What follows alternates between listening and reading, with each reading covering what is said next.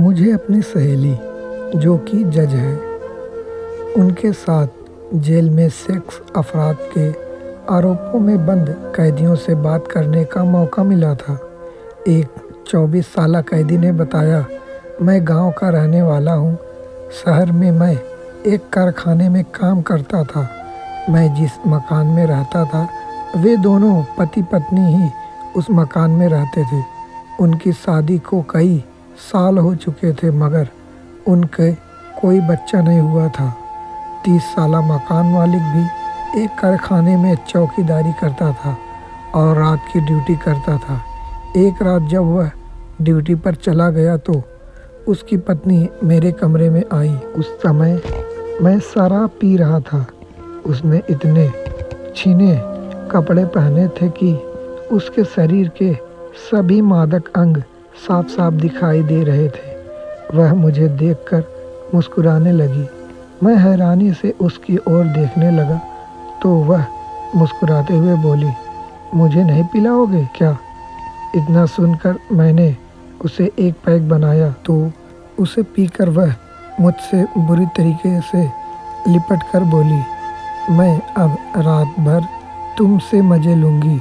मेरा पति तो कुछ कर नहीं पाता है, वह जरा सी देर में पस्त हो जाता है। मैं प्यासी ही रह जाती हूँ। इतना कहकर वह मेरा हाथ पकड़कर बिस्तर पर ले गई और फिर हम दोनों ने वह किया जो हमें नहीं करना चाहिए था। उसके बाद तो हम दोनों का यह रोज़ाना का ही खेल हो गया था। 1 साल तक हम दोनों का यह खेल चलता रहा मगर एक रात उसका पति अचानक गांव से लौट आया।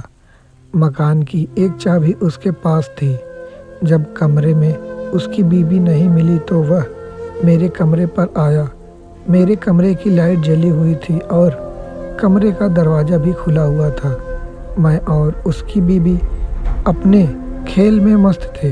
यह देखकर उसने अपने पड़ोसियों को वहां पर बुला लिया। जब उसकी बीवी ने अपने आप को फंसता हुआ देखा तो वह रोते हुए बोली, यह मुझे रोज़ाना ज़बरदस्ती पकड़ लेता है। मैं मना करती हूँ तो यह मेरे पति को जान से मारने की धमकी देता है। मैं डर कर इसकी हवस का शिकार होती हूँ। इसे खूब मारो और पुलिस के हवाले कर दो, तभी इस नीच से हमारा पीछा छूटेगा। उसकी इन बातों को सुनकर उसके पति और पड़ोसियों ने मुझे खूब मारा और फिर पुलिस के हवाले कर दिया था। मेरे बारे में जब माँ बाप को मालूम हुआ तो उन्होंने दुखी होकर खुदकुशी कर ली। मकान मालकिन के चक्कर में मेरी ज़िंदगी बर्बाद हो गई है, कहते हुए वह कैदी बुरी तरह से रोने लगा। हम आशा करते हैं आज की कहानी आप लोगों को बहुत ही पसंद आई होगी।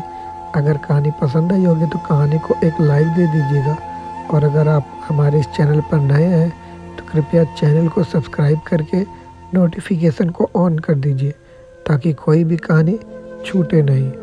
तब तक के लिए नमस्कार। मिलते हैं नेक्स्ट कहानी के साथ।